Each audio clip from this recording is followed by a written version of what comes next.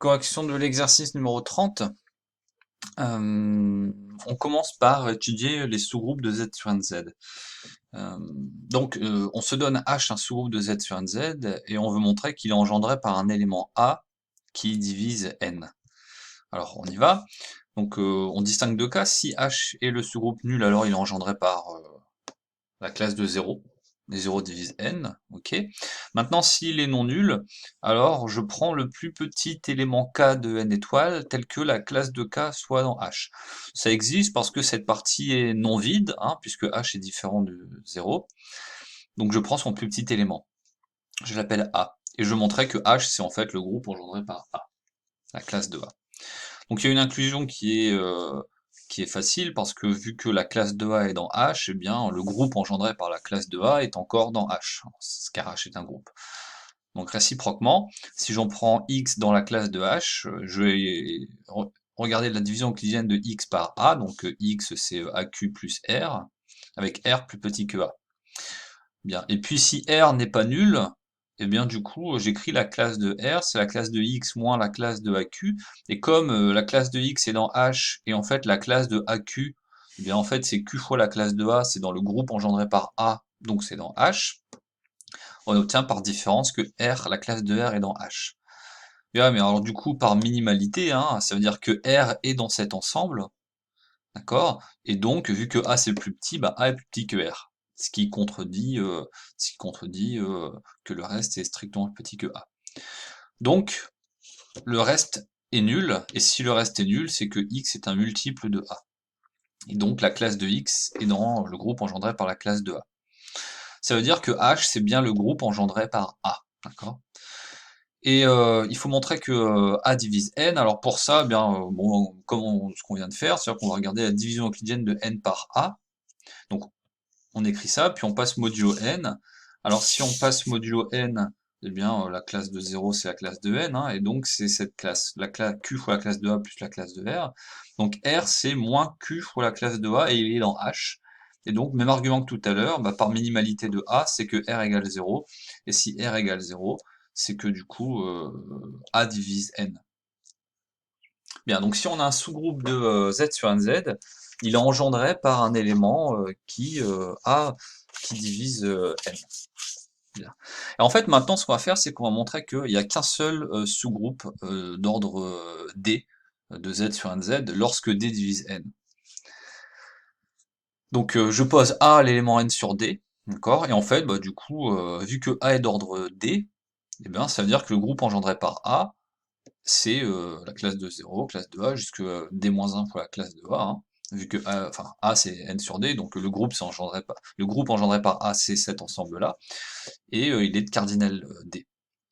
Donc A est d'ordre D, et du coup le groupe engendré par A est un sous-groupe d'ordre D de Z sur NZ, ce qui montre qu'il y a bien au moins un sous-groupe d'ordre D.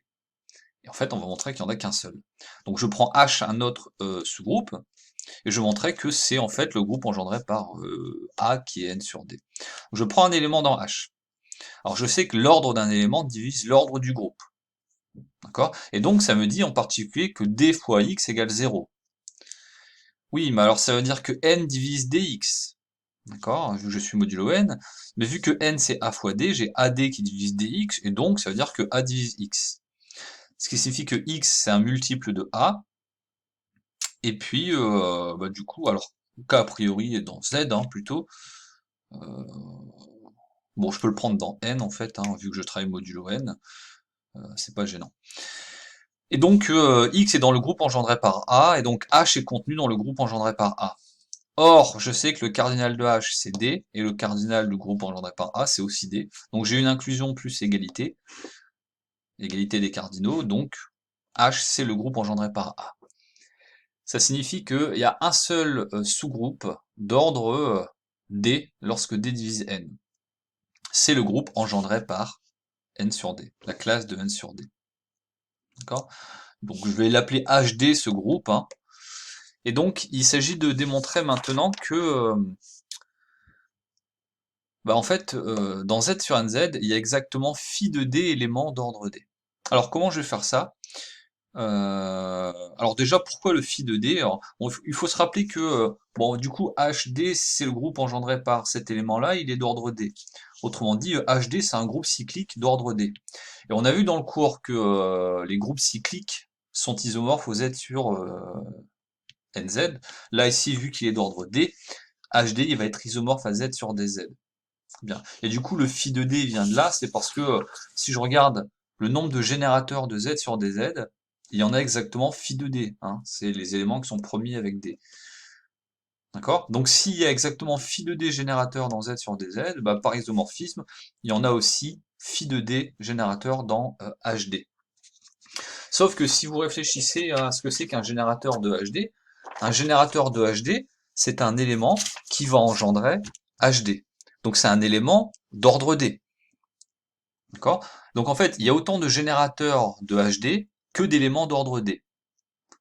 Bon, sauf que les éléments, les générateurs de HD, il y en a phi de D, et donc il y a exactement phi de D éléments d'ordre D dans Z sur NZ. Ok, et ça nous permet de répondre à la dernière question, en fait. On veut montrer une égalité avec une somme, et donc l'idée, en fait, c'est de partitionner Z sur NZ en fonction de l'ordre de ces éléments. Donc pour D diviseur de n, je pose AD, c'est l'ensemble des éléments d'ordre D. D'accord? Alors je sais qu'un élément d'ordre dans Z sur NZ, les éléments ont un ordre qui divise n, hein, donc forcément D doit diviser n. Ça forme une partition de Z sur NZ, parce qu'un élément a toujours un ordre qui divise n, et du coup, eh bien, je vais écrire que, par égalité, n qui est le cardinal de Z sur NZ, mais c'est la somme des cardinaux des AD, lorsque D est un diviseur de n. Et ça, en fait, les éléments d'ordre D de Z sur NZ, on sait exactement combien il y en a d'après le petit c, il y en a phi de D. Et donc on obtient la relation n, c'est la somme pour D divise n des phi de D.